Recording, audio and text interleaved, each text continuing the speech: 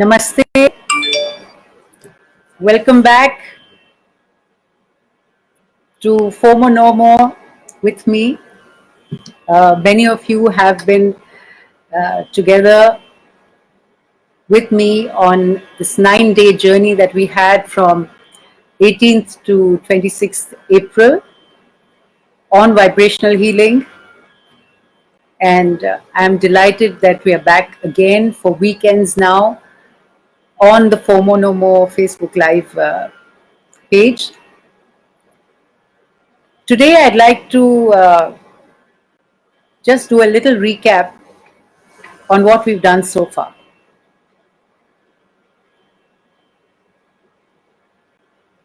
Namaste Gitika ji. Namaste Smita. I think my chat is a little slow, so your messages come a little slower than you actually send them. So do forgive me if I see them a little late. Hello Supriya. So we've been through many journeys. Maybe some of them are a little faded in your minds because when you hear something for the first time, it's not so easy to retain all that you have learned. Luckily, we do have the videos still with us on fomonomore Facebook, so you can refresh your memory again and again by seeing these videos. But I'll go through a little recap today. So we're going to do every weekend, Saturday and Sunday at 4 p.m. every day. Most days will be about 45 to 50 minutes, and certain days we can go on to about an hour or maybe even a little more. Today we'll do about 45 minutes. So I'd like to take this opportunity to look at what we've done together and also practice some of what we've done together so that you are refreshed and slowly but surely many of these practices you can make a part of your daily lives, your daily consciousness, your daily routine. And that would be the ideal situation in moving forward in terms of getting the real benefit of these great practices and systems and sciences from the past.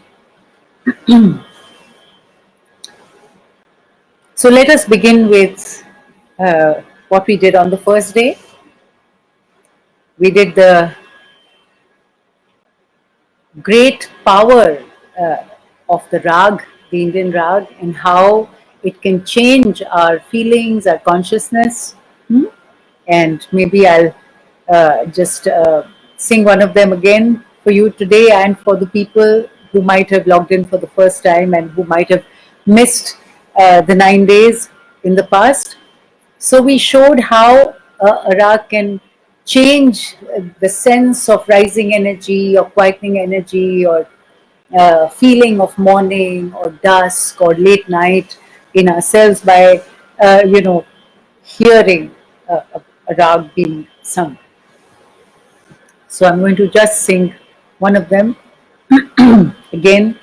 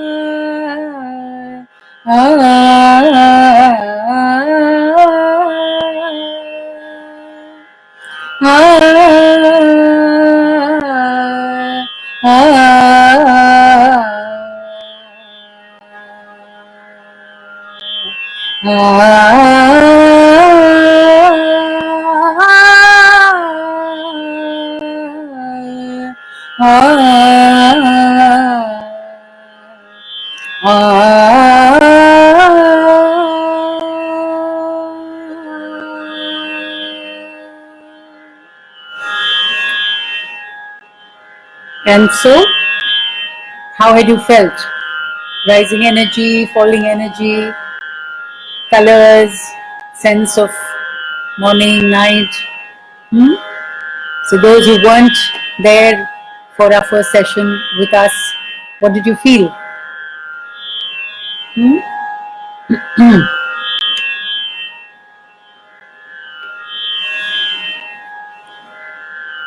Namaste to all of you. I see a lot of people, Mohanji, Tamanna, Sunil, and Babita, Anil, Rajendraji, Seema, Bharti. Hmm? So how did you feel?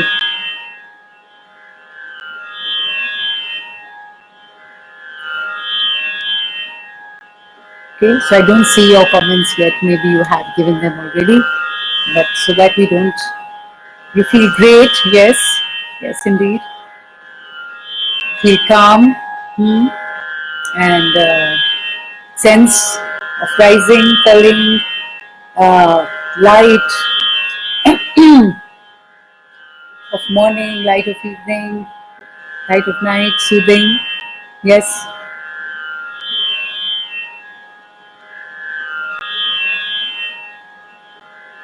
Okay. Yeah.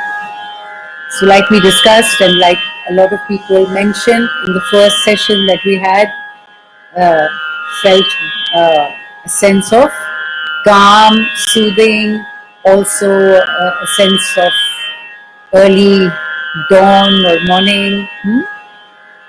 So, yes. So all the good feelings I can see, pleasant, positive. Of course, that's the effect of the rag when sung with purity. And it's also a sense of, rising energy. It's a sense of dawn. So we felt all those things, and we are not going to go through all of them like we did in the first session, but just a little taste of it for those who might have come in for the first time. And then we went on to understanding the science of the Vedic chant and how the Vedic chant affects our brains, takes us from a beta state to an alpha state to a trance state when we repeat the chant again and again as the jap. And that is the science of the jap. The repetition of very few notes in a very narrow band of frequency again and again and again creates a frequency pulse or a frequency beat in the brain which moves the frequency of the brain from a very fast state to a slower state, alpha, which is meditative, and to a slower state, which is a trance state or a theta state. And that is the state in which all healing happens, in which all healing, all repair, all harmonization in our consciousness takes place. So that was the science of the Vedic chant. And then we had demonstrated the Vedic chants, which we can practice again today after I do a little recap. Sorry. And then we went into the great seed sound, the Pranav mantra, Om, and the whole methodology and indeed the technology of chanting Om purely as an energy, not as a religious ritual, not as something which belongs only to the Indian religion or to anybody. It was not about any body or any sect or any culture. It was about discovering the energy of Om and how it moves in our body according to how we place our vocal anatomy, how we take our breath, where we feel the wideness of the Om, how it becomes narrow, like its symbol, U with a Chandrabindu, U with the nasal symbol on top. So if we actually look at the symbol of Om, it is only U with a nasal sound. Hmm? So actually, when you utter oo nasal, that is where you actually come to the point where Om is supposed to be, which is between your eyebrows, the third eye chakra or the Agnya chakra. So it's very important to understand where the Om is situated and how you get your energy and your sound to that point, and how you narrow your mouth not to become ma, you don't close your mouth, but to become oo, the smallest one, and nasal. So we went through that whole science of how to chant Om. We'll do it together today. Just to recap, and how then it intensified in terms of your vibration inside your head, and how when you continue to chant it with deep breaths, long ohms, then how it not only intensifies the energy in your head, but opens all your channels, feeds, harmonizes, reorders your whole neural network, your whole nervous system, and creates great capacities of will, intuition, analogical thinking. So basically, it gives you access to different levels of mind. That's the power of the reversal of energy that happens through the utterance of Om and the movement of Om through your body into your mind in the right way. It is also opposite to what we do in our lives. In our lives, normally our energy is flowing downward and outward. We are always distracted. And the chanting of Om helps to gather our energies inward and upward. So it creates a reversal of energy which helps concentration and intensity in the brain, hence increasing the capacities of your mind, moving you from the manas to Vijnana. There are many levels of mind between the mana, the ordinary mental plane in which most of us are all the time, to different levels of mind which we don't even know exist. So that journey between mana and Vijnana, which is a link world, a different plane of higher cosmic intelligence, the different levels we are able to access with the reversal of energy, of which one of the great tools we have is this Beej Mantra, Om. So this is what we did, and we will do again today. We also then went into the idea of mudra. Mudra is when you concentrate your stance in a particular way that different planes and parts of your body are affected. Your mind is affected in a particular way. You are able to go into dhyana, into concentration. So we did Gyan Mudra or Chin Mudra. We also understood that Namaste is one of the most important mudras in our lives, in our everyday lives, where this is the only way that the left side of your body and the right side of your body come together. It's very difficult to bring the two sides of your brain or the two sides of your, or the two brains or the two sides of your body together. And Namaste is probably the only way in which you create an electrical circuit. Of course, you can join your feet together, but that's not so easy to do in your everyday lives. So Namaste, very powerful mudra. We went into it in a little more detail when we had a session on it.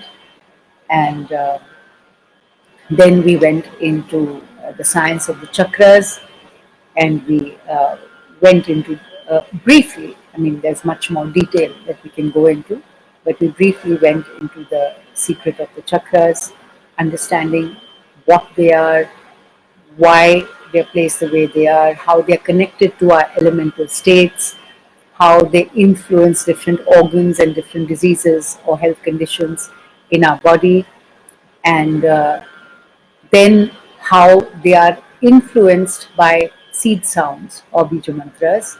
And we also learned how to chant the Beej Mantras for the different chakras. We then also went briefly into the great ocean of the practice and the science of the Sri Yantra, or the science of Sri Vidya, which is the whole body of the study of the Sri Chakra or the Sri Yantra. So we saw what it looked like. It's also called the body of the universe. It's also called the body of Shakti or the body of the Divine Mother. And it is also holographic to our own body in different levels or energy centers and chakras. And we learned one cleansing or purification exercise, uh, which is part of the science of the Sri Chakra and Sri Vidya, which was the Amar Nyasa, or that cleansing, purification, empowering mantra, which is part of the visualization sciences of Sri Vidya, where you can actually change your not only your mind and consciousness, but also yourself on the cellular level. You can feel a difference in how your cells feel, and how you can feel actually the nectar flowing through the body through this the chanting of this combination of seed sounds: Om, Hrim, Aha, Tham, Shrim, Swam, Ham. That was the Amarnyas, and we learned the whole visualization science of that, and a lot of you felt uh, the effects of those particular different kinds of visualizations that we did. And the videos are there, so you can always refer back to the videos to refresh yourself. And then on the last day, we tried to discover our own infinity through the understanding of the great song by Adi Shankaracharya, Chidananda Rupa, Shivoham, Shivoham. And then we try to sing it together as well. But the most important thing and the most amazing thing about that song is that it describes all the planes and parts of your body, your emotional being, your mental being, the forces that operate within you. And yet, for each and every one of those things, Shankaracharya ji says, not this, not this, not this. I am not this, I am not this. I am Sat Chit Ananda, the Shiva Tattva. So that is how we had very lovingly and very beautifully ended our 9-day journey, with a promise to come back again for many more journeys. And that is why we call our weekend series that has commenced today. We call it Vibrational Healing, Infinite Journeys. So we're looking forward to co-discovering these infinite journeys together. And I must tell you that I work very spontaneously and intuitively. So I don't like to create a curriculum which is very cut and dried. I like to feel you while I'm interacting with you, and whatever emerges for sessions as we go along emerges through that feeling. So our journeys together, of course, will refer to the vast body of knowledge that I would love to share with you. But it will also depend a lot on how we connect as a growing family. We're a growing family. And that's the connection that creates magic. And I'm really looking forward to that magic that will be created equally with you as with me. We are all in it together. And that's what is so special about this platform, this very special connection that we have made through our journeys so far. So before you have any questions, let us do a little bit of chanting together, a little practice of what we have already done.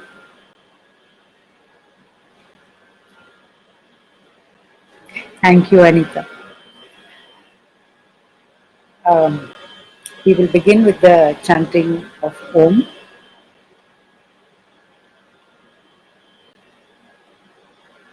So, like I explained earlier, your breath has to be deep, and after you have taken a deep breath, we are going to concentrate on Om as a pyramid of sound, with the sound wide, beginning with A, going to quickly through O to U, and U becoming nasal. So the larger part of your sound of Om will be U with a Chandra Bindu, which will be concentrated here because this is the place where Om is supposed to be. So your goal is to reach there and intensify your head.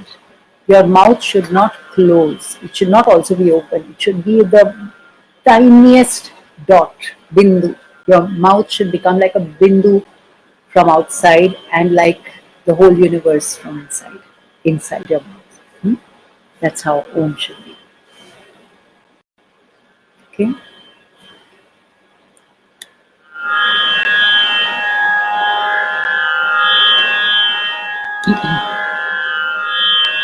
So I will try to be louder today because I noticed earlier that you could not hear the end of my Om. So let's hope you can hear me today.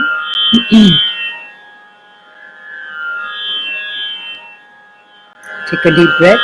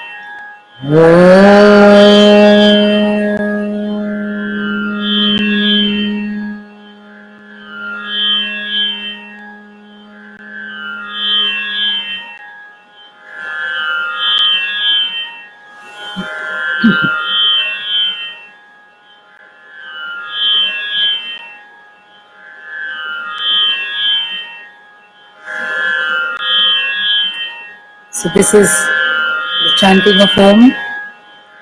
The goal is to make every Om smoother and longer. The longer your Om becomes,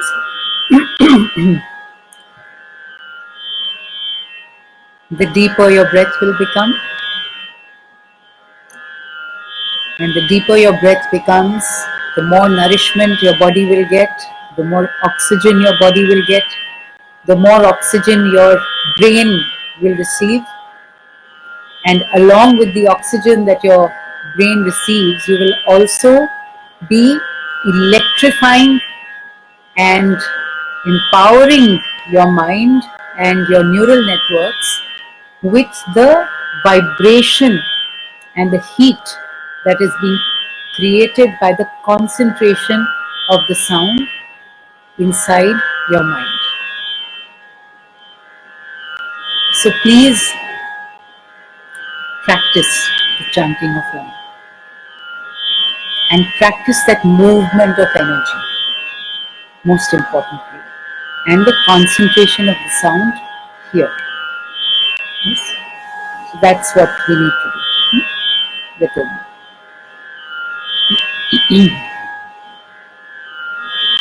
And now we'll just once do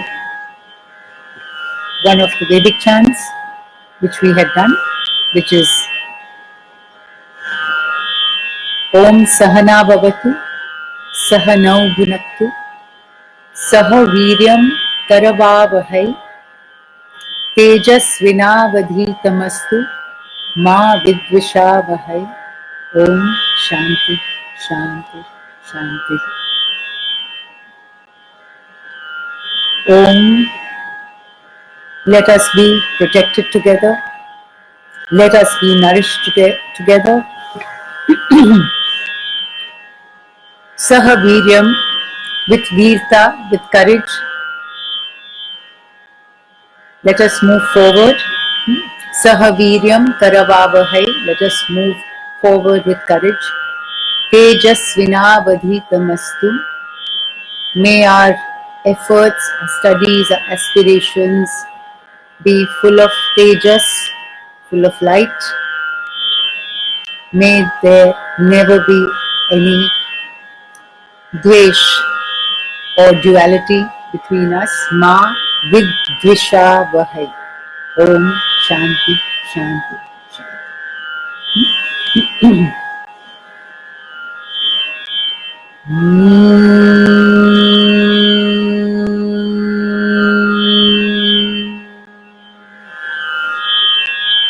Please chant with me.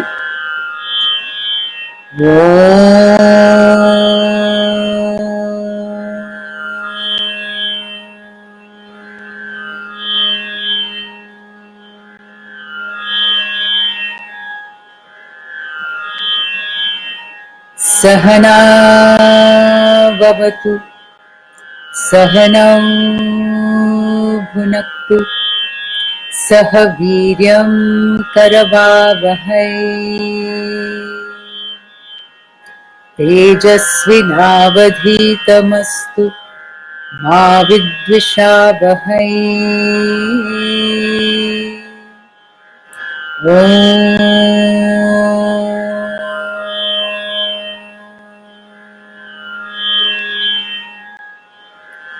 Shanti, Shanti, Shanti.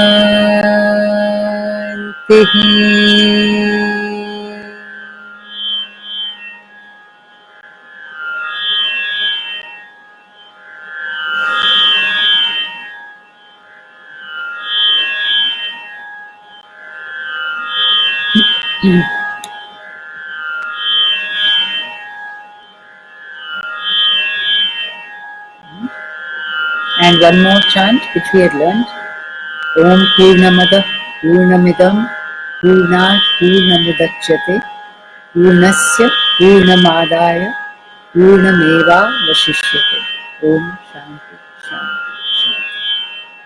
Let's chant together.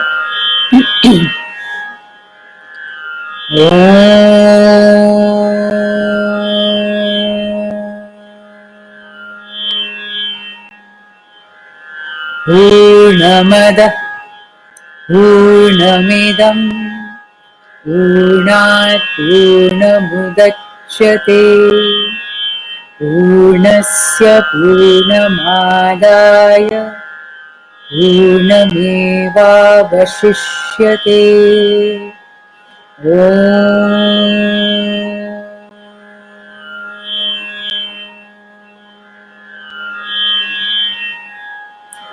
Shanti Shanti Shanti.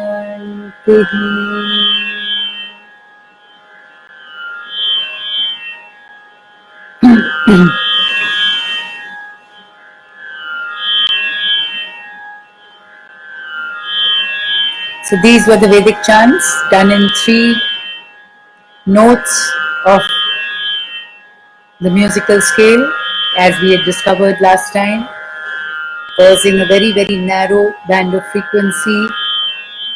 When repeated, creating almost a state of trance, and as we go on repeating and repeating for many, many counts, such ordering of renditions as done in the Vedic chant takes us on this inward journey and process from the waking mind to the meditative mind to a sleep state or a trance state where all transformation becomes possible. So, if you chant with the right vidhi, the right way in these 3 notations, Uddat, Anudat and Swarita as they are called, 1 lower note, 1 higher note, and 1 bass note, and when we repeat such chants again and again, then that is the effect that it has on our minds, on our bodies, indeed on our entire consciousness.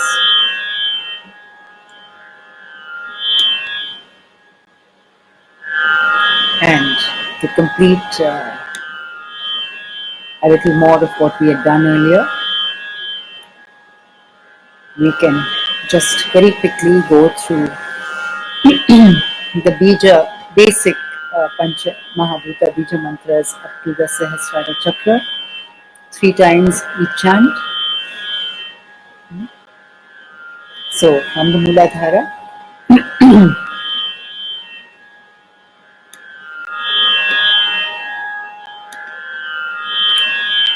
Lam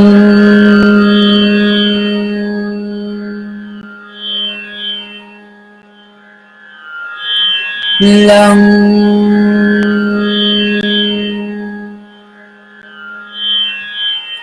Lam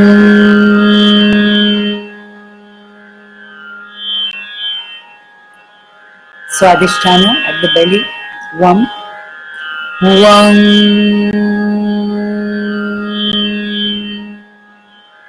Vam Vam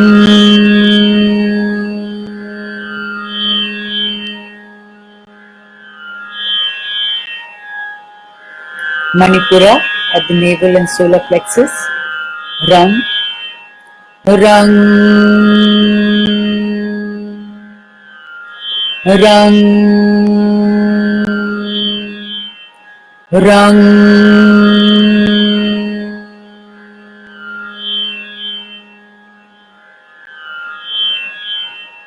Anahata, Yam at the heart, Anahata Chakra, Yam Yang Yang Yang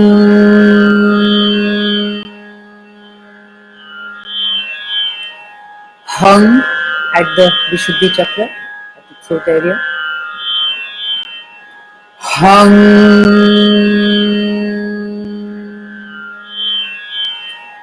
Hung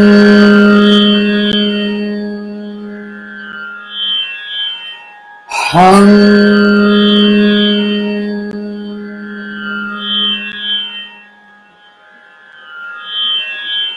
Om at the Agnya Chakra.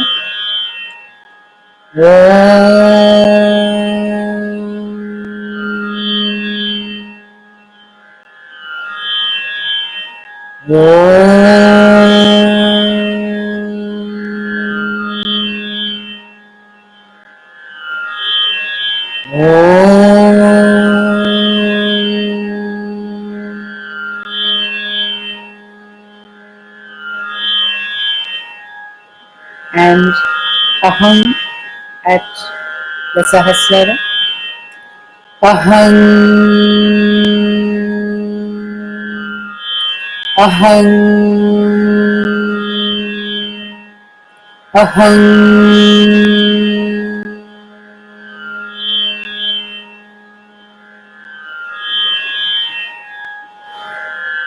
So this was a very, very quick recap of the Beej Mantras. When you actually practice it, please stay on every Bija longer with a deeper breath to get the entire impact of these seed sounds or Bijaksharas, Beej Mantras. You have already experienced it, many of you in the past, where taking a deep breath and staying with the sound and concentrating on the sound ending in bindu, not ma. It's not hum, it's not lam, it's lung,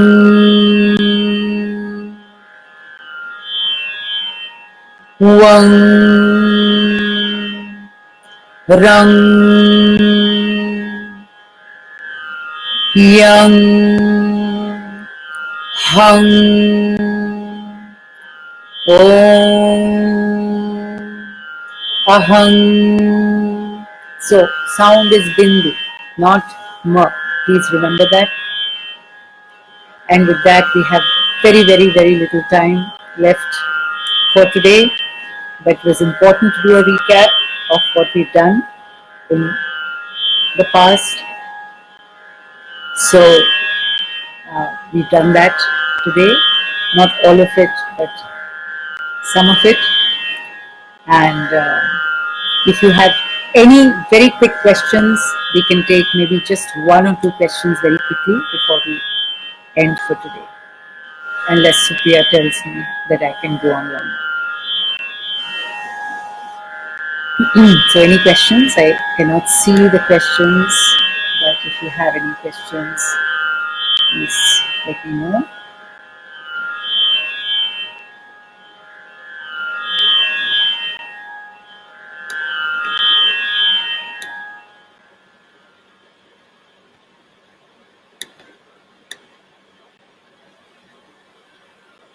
Yes, questions?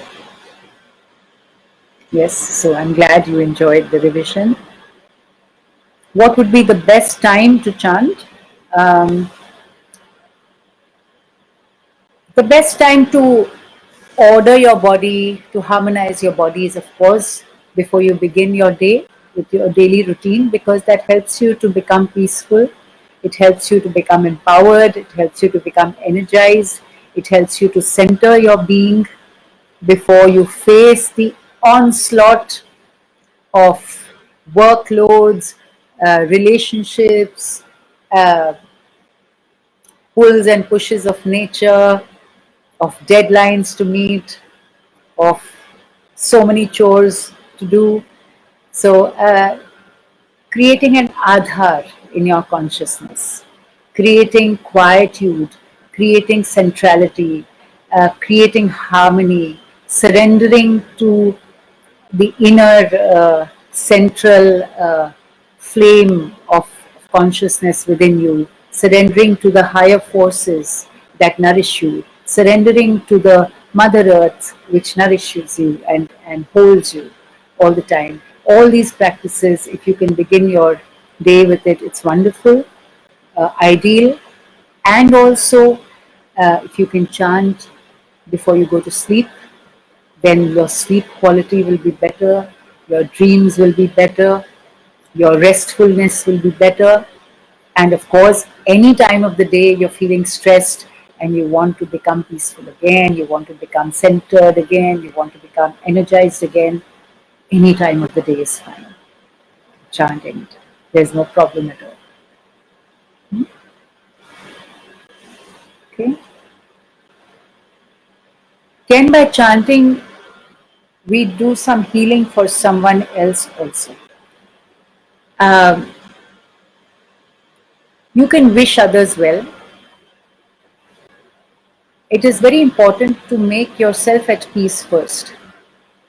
If you try to heal somebody else before you have healed your own mind, your own relationships with yourself and people around you, um, I would not encourage you to try and become a healer for someone else, because along with the healing that you give, you will also be giving the confusions that lie within you to others. So unless you feel that you are in a state where you're so much at peace with yourself and surroundings that you will only pass on peace and healing to others, it is better to facilitate processes where people can heal themselves rather than trying to heal somebody else with your energy. So you can pass on a practice. I am not trying to heal you right now. I am sharing the blessings that I've had from life and from my great gurus. So I'm not trying to become a healer. I am just sharing my experiences and my learnings because they're meant to be shared. And it's fine to share, but let us not try to become healers, because only one can only heal oneself, and only the divine energies can heal or heal anybody. We can only become facilitators. So it's best to facilitate what you can. Facilitate a process, facilitate a learning, lead them to learning, lead them to self-reflection, to self-practice. Or give them a gift of music, give them a gift of chants, give them a gift of something that they can, which can help them to heal. So yeah, give them gifts, but don't become healers. Let the divine do its work.